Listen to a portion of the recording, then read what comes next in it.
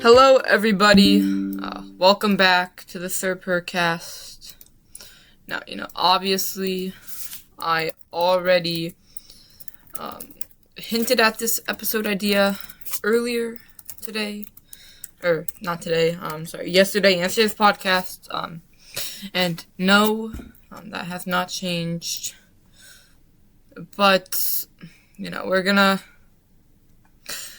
do how the defensive acquisitions in free agency are going to make an impact. And so one thing, oh my gosh. The first thing, that I'm going to do with this episode idea is just go over what those were. Because, we had a few. And the first, of, really only two acquisitions that we made defensively besides, re-signing people is Jalen Phillips. At the outside linebacker position. And he has definitely had a career of, somewhat chaos. He has played for the Dolphins and Eagles, but, he has battled with a lot of injuries. He was injured last season. But he was fully healthy, or not injured last season, injured in 2024, fully healthy in 2025, and the numbers are definitely there for sure. He is a really, really valuable player to have, at the outside linebacker spot. I think, obviously, as for our defense, we use the outside linebackers not just in pass rush, also in coverage, in run support. So they do a lot for our defense. And I think he's going to be able to step up to the role, for sure. He's definitely going to be a really big influence on this pass rush, primarily, though. I think, we were a team last year that was the worst in sacks. And I just think, that just shows the mindset that we have as a football team. We were the worst. This move, by Dan Morgan especially, and I'm all for it. So obviously we were the worst in sacks last year as a team, and then we go into the offseason, we're the worst in sacks. We just addressed that with a massive signing, 4 years, $120 million. Dollars. I mean, that's huge, and a lot of people probably haven't even heard of him. But the potential is absolutely there. I mean, he is a really, really productive edge rusher when healthy, and I think the odds are that he is going to be healthy. I think he's definitely going to be able to chain together a few healthy seasons for sure. And this, the ACL tear. He quit football for a little bit after ACL. I think I saw this on Hard Knocks actually with the Dolphins, but I'm pretty sure he was living out of a trailer and stuff. He had a music career when he had that ACL. He played for UCLA. He also played for Miami, the college, as well as the Dolphins. And I think he has the potential to be really one of the top edge rushers in the NFC, especially this year. He has made, there's a lot of talk about his speed. I know Avero talked about in the interview how, using that speed and making game plans to, utilize that for sure. That's gonna be a big part. And there's been a lot of his qualities that I've heard from Panthers coaches and stuff. They've said a lot of his qualities that are good are like qualities that's uncoachable. You can't coach it, and some of the stuff that he needs to brush up on and stuff. That can easily be coached, easily be adjusted, and that's what you want to see. Which is, he's going to be a good fit here, I think. Very, very athletic player, which is why I think, he's going to be up to playing the challenge of being an outside linebacker in a 3-4 defense, I think. Whatever one has 4 linebackers and 3 pass rushers, which we have, but I'm not sure which is the one. Anyways. And I think he has all capabilities.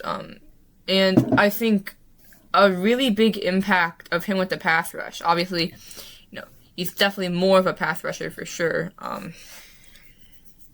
I think the really, really big help that it's going to be.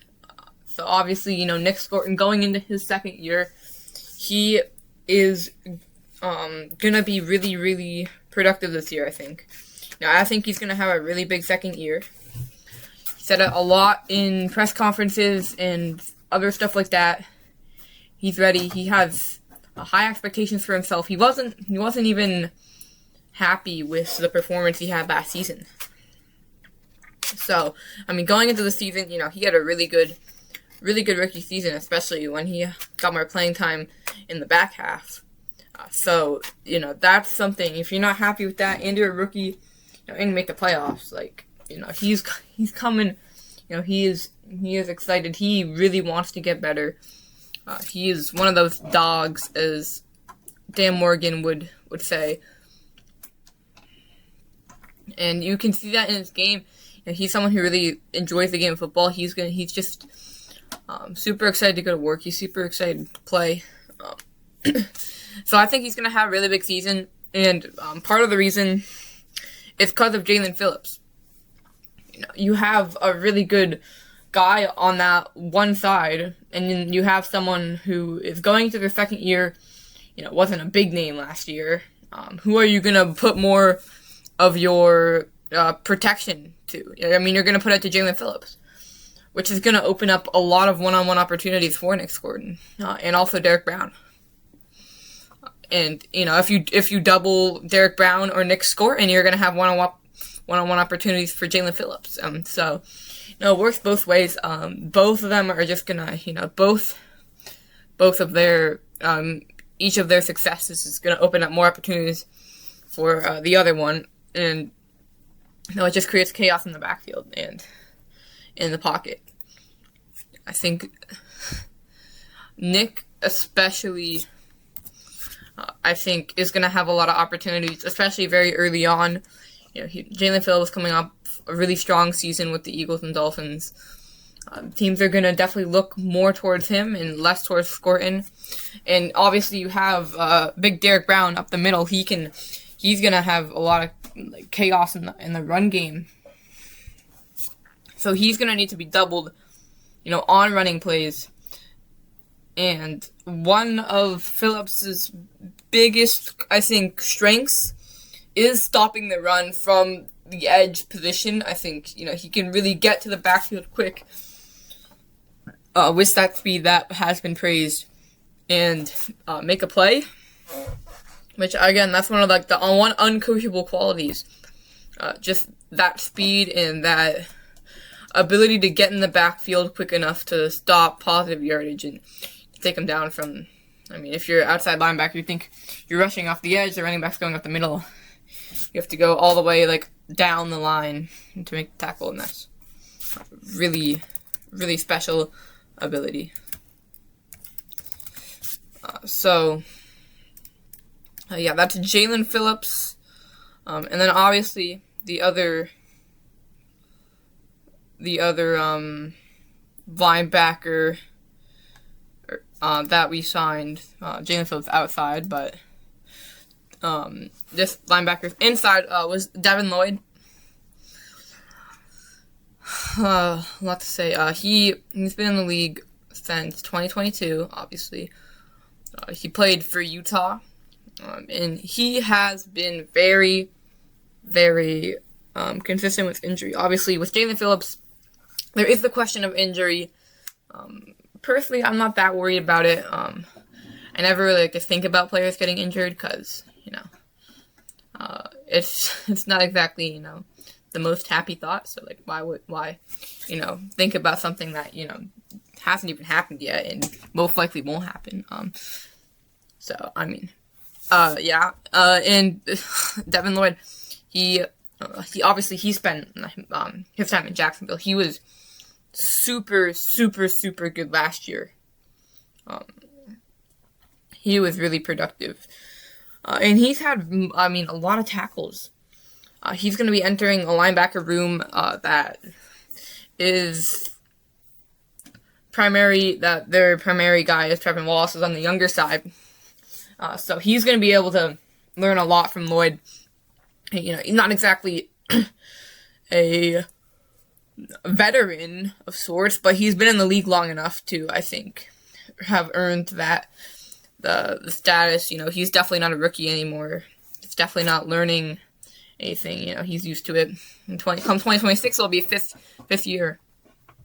He got 3-year, $45 million, 24 guaranteed. Let me look that up. 24 million guaranteed.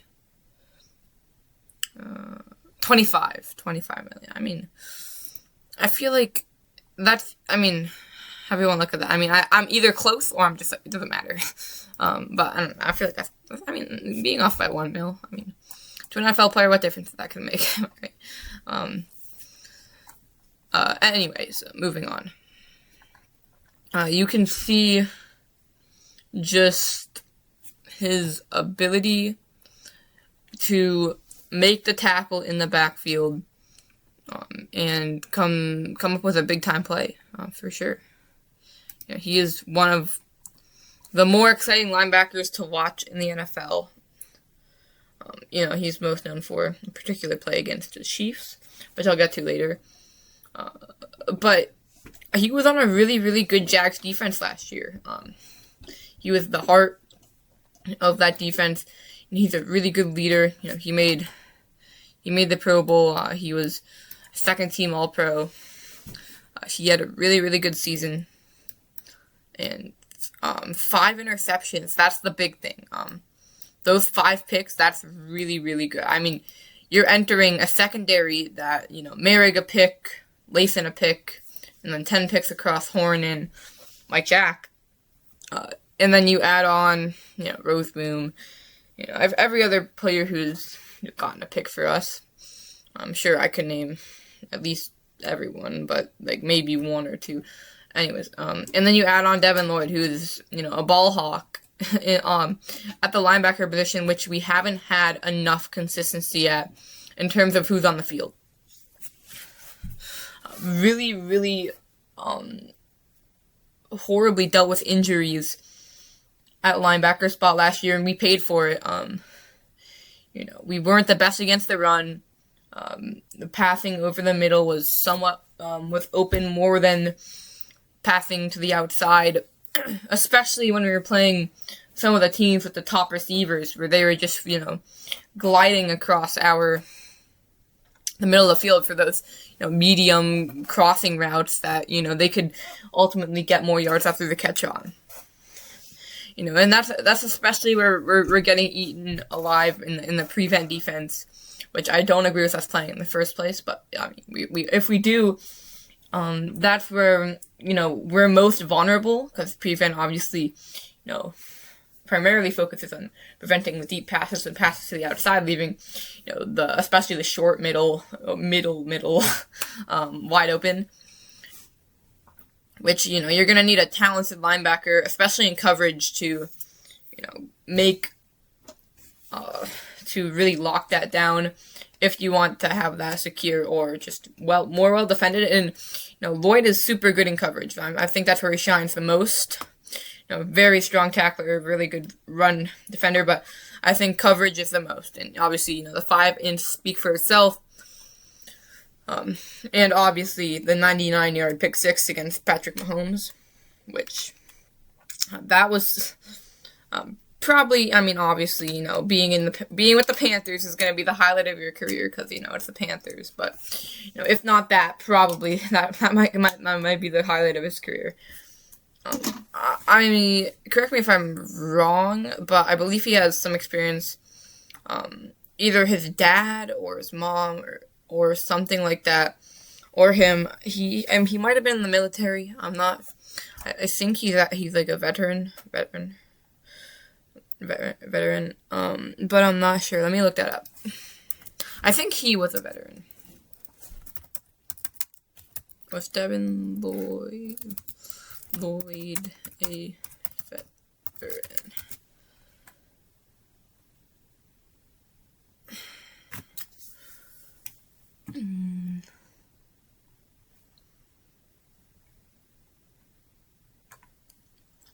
Nah, his parents were veterans. So I mean, I was right. On one of the sentences I said, not with my final statement, but I was right for like 2 seconds. So that is one thing to think about. Just a fun fact for you. But going off of how he's gonna make everyone better. So I already talked about how he can be a mentor for Wallace, who is emerging as one of the best, who's emerging as like one of the more promising players on this defense. Young.